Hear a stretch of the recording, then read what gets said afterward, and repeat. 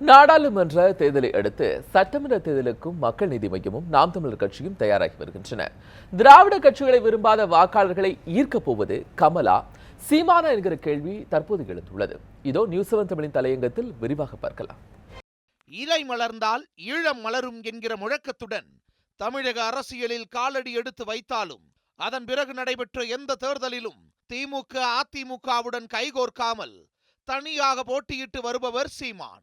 அதிமுகவிற்கு எதிராக ட்விட்டரில் குரல் கொடுத்து அரசியலுக்குள் நுழைந்தாலும் தற்போது 2 திராவிட கட்சிகளுமே அகற்றப்பட வேண்டியவை என்கிற முழக்கத்தை முன்வைப்பவர் கமல். இதுவரையிலான தேர்தல்களில் வெற்றி தோல்வியை தீர்மானிக்கும் சக்தியாக நாம் தமிழர் இருந்ததே இல்லை.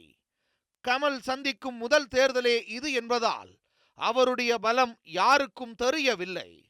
கடந்த 2016ஆம் ஆண்டு நாம் தமிழர் 1% வாக்கு மட்டுமே பெற்றிருந்தாலும் 2019இல் அது கண்டிப்பாக அதிகரிக்கும் என்கிற கருத்து பரவலாக இருக்கிறது.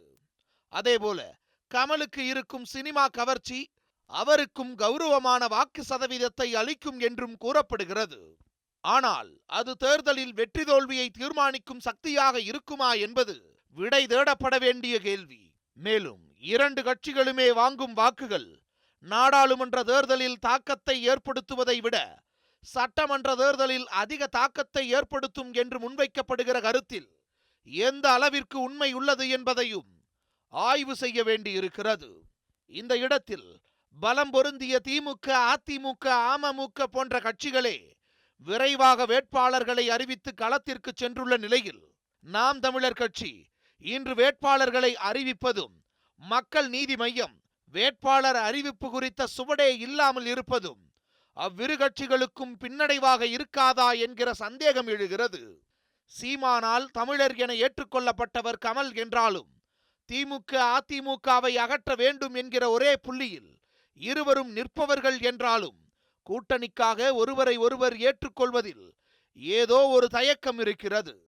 அதே தயக்கம் மக்கள் மனதில் இருக்குமா என்பதையும், ஒருவேளை ஏற்றுக்கொண்டால் இருவரும் பெறப்போகும் வாக்குகளால் நஷ்டமடைய போவது திமுகவா அதிமுகவா என்கிற கேள்வியும் பிரதானமாக உயர்ந்து நிற்கிறது.